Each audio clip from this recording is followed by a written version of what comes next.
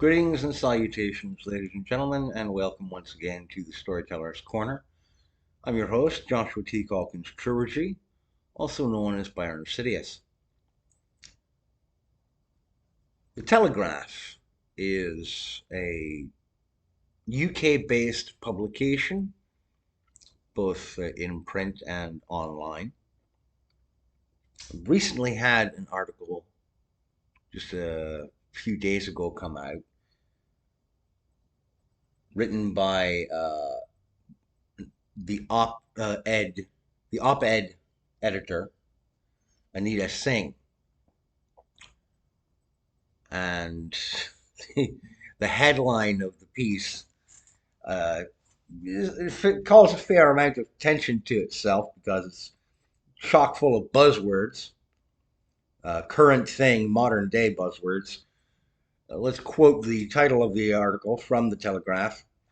George Orwell was, quote, sadistic, misogynistic, homophobic, and sometimes violent. Biographer of the legendary writer's wife says darkness that runs through 1984 is a reflection of his soul. Okay, where do we begin? Let's begin with Anna Funder, the biographer of Eileen O'Shaughnessy, Orwell's wife. Quoting Miss Singh, writing a book like 1984, which is violent, misogynist, sadistic, grim, paranoid, that comes out of a writer's flaws.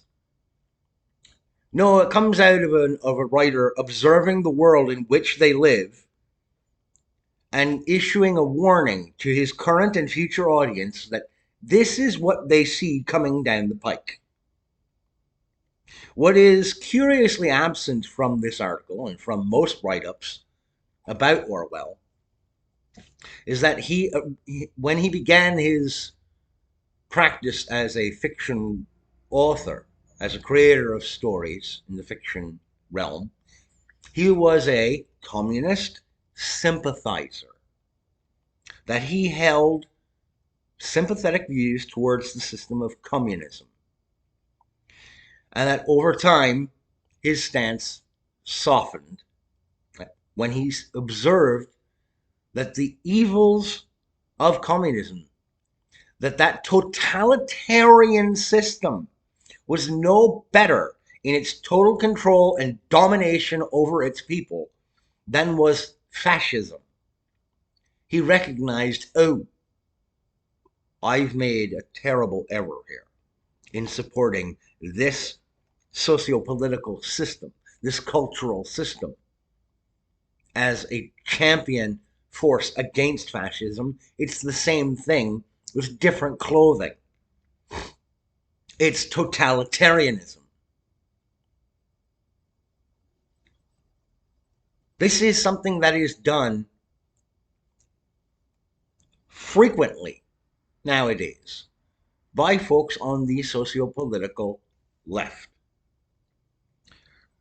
They will attempt to discredit entirely any artistic vision or statement or piece of artistic work that does not fall in absolute lockstep with their movement. If it can be used as a tool of critique against their worldview, they will absolutely attempt to destroy the creator of that artwork, as they are currently doing to Orwell, who, in Orwellian fashion, was trying to warn against the evils of unrestrained totalitarianist control, which is precisely why they want to get rid of him now. And how will they do it? By labeling him an ist and phobe, to paraphrase Dan Bongino. He's an istaphobe. This clearly is a reflection of the darkness of his soul. He was paranoid. Just because you're paranoid doesn't mean that nobody's watching. Part of the reason he was paranoid is because he observed that these things were encroaching upon the society in which he lived. And that left unchecked It would amount to the entire and total modern day slavery of the entire human race under the boot of a totalitarian system.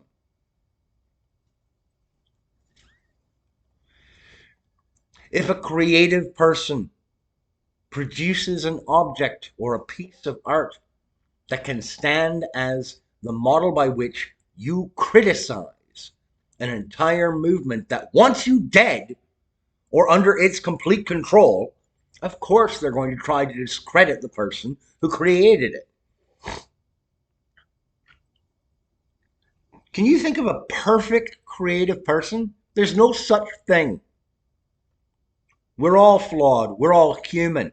We all have our numpty bits, our warts that make us less than ideal. We all engage in a certain level of hypocrisy because we are human. Striving toward an ideal does not mean that you perfectly embody it.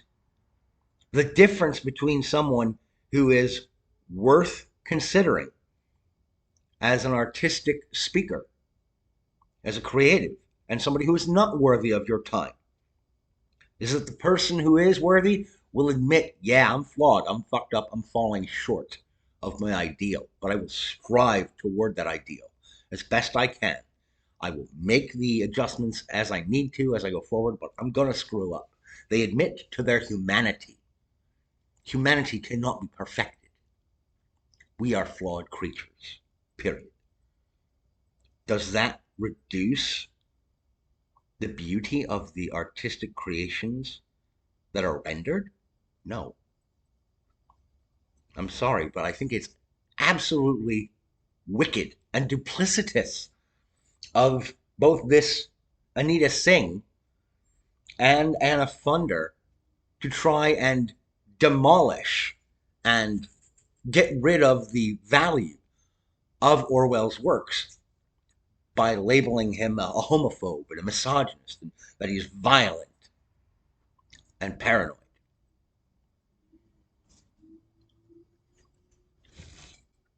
I think what's more violent than writing a piece of fiction critical of a totalitarian state is allowing a totalitarian movement to eliminate people in holodomors, okay, and pogroms, to eliminate people and excise them from polite society through debanking, through silencing them online, through making sure they can't maintain or get a job. That seems a bit more violent to me than saying some things that you think are too critical of your perspective. Fuck you. Fuck both of these people. Orwell warned that if left unchecked, totalitarian control freaks like this would end up rendering the world of the future in the following. He said, quote, if you want to see what the image of the future looks like, it is a boot stamping on a human face. My question to Miss Singh and Miss Funder and the Telegraph is, what size boot do you wear? Get fucked.